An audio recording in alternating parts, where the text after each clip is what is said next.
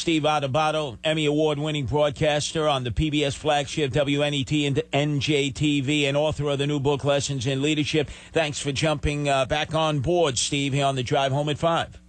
Always. Best part of my Friday, Curtis. So, what do you make of the president tweeting out that Reince Priebus is out? This is in the context of the same day that Reince Priebus is on Air Force One. That's right. Leaving Dulles, flying to MacArthur Airport in Long Island, in the company of Scaramucci and the president. They're all there for the speech. And then on the way back, the president tweets out that Priebus is out.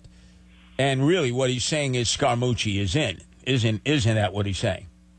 Curtis, let's just call this what it is. Chaotic would be an understatement.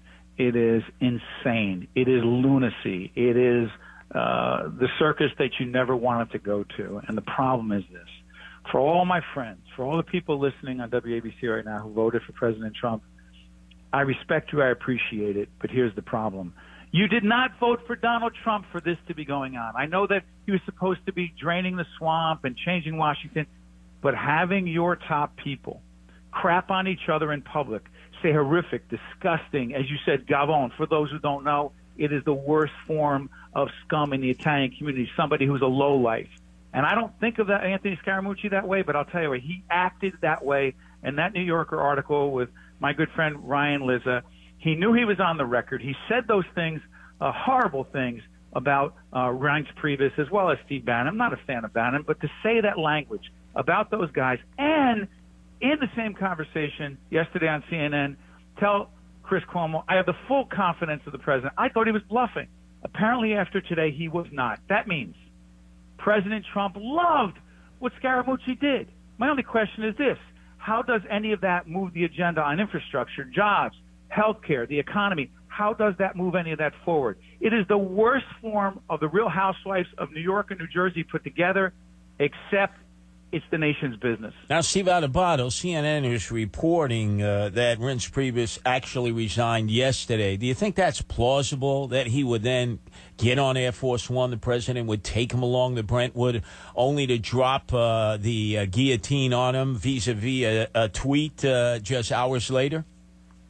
I was talking to some friends last night, Curtis, when I was listening to the Scaramucci conversation with Ryan Lizza, and then listen to Scaramucci later on say, I made a terrible mistake, quote, I trusted a reporter, I never will again, except he knew he was on the record the whole time. All Lizza did was report what Scaramucci said. And I said to myself, there's no way either Reince Priebus lives another 24 hours or Anthony Scaramucci lives another 2 or 3 days. It's a question of what the president wants. My bet, and I told my friends, was that Reince Priebus has to go in the next 24 hours. I'm not saying because I'm clairvoyant. It didn't take a genius to figure it out. You cannot serve under those circumstances. Curtis, could you imagine if your bosses, your leaders, the people at WABC trashed you in public, a colleague, another radio talk show host on WABC, trashed you in public?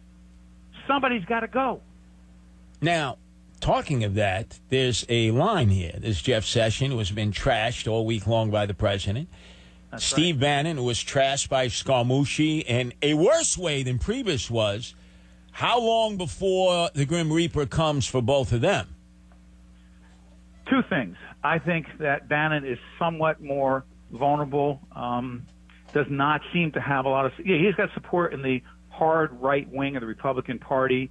Not even Republicans, but those who are conservatives who believe in Bannon and the stuff that he did at Breitbart. Okay, I think he's going to go. Because there's no way he could... Why would Steve Bannon want to be there if Scaramucci's the new guy? If he's the mini-me, if he's the Donald Trump 2.0, and now you have a new chief of staff and Kelly, there's no place for him.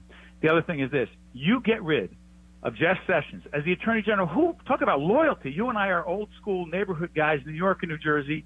Jeff Sessions was the number one guy in the United States Senate when Trump wasn't supposed to win, who stood shoulder to shoulder with him, Curtis. And this is how you stab him in the back. If he lets the Attorney General go, number one, he loses tremendous Republican support in the Senate. Number two, how about Mr. Mueller? What do you do then with the independent counsel? You are really screwed then. Now back to Scaramucci, the mooch, Harvard Law School graduate, obviously has made a lot of money as a hedge fund monster on Wall Street, smooth operator according to some. The language, though, that he used reminded me of how boiler room operators go to it when they're trying to get guys to loosen their wallets to spend money on penny stocks, in a dump and pump scheme. He seems to fit the stereotype that a lot of Americans have of Italians with the language that he used. Has he done a disservice to Italian Americans? Curtis, you're the only other guy who would ever ask me that question, and it is such the right question. Because here's beyond the politics, beyond the presidency, beyond the country, all that matters a lot. But I'm going to tell you something. As an Italian American from Newark, New Jersey, and you understand ethnic families and urban ethnic families better than anyone on the radio right now. Let me tell you something. Anytime an Italian American, even if I'm not a supporter of Trump, which I'm not, gets appointed to a high-level position, I'm frankly proud. I was hoping Scaramucci would conduct himself in a certain way with dignity, with class, with intelligence, with savvy, and he acted like a pig. And I am disgusted. It is hurtful not just to the country, to the president, but to all Italian Americans, because truthfully, there aren't that many of us in top positions. He screwed all of us as far as I'm concerned. Now, as you know, Christie, the governor, was first talked about as being Trump's chief of staff. Then there was talk about him being the attorney general. He's been passed over time and time again for positions, passed over again. Do you think there'll ever be room with all of these late-night removals of Trumpers in the White House in the West Wing? Do you think there'll ever be room for Chris Christie in the Trump White House? I thought there was an opportunity at one point, and because it hasn't happened, I actually don't think it's a smart move. And I mean, I've known the governor for years, and you and I have debated about him. He's got his faults like all of us, but I'm going to tell you something.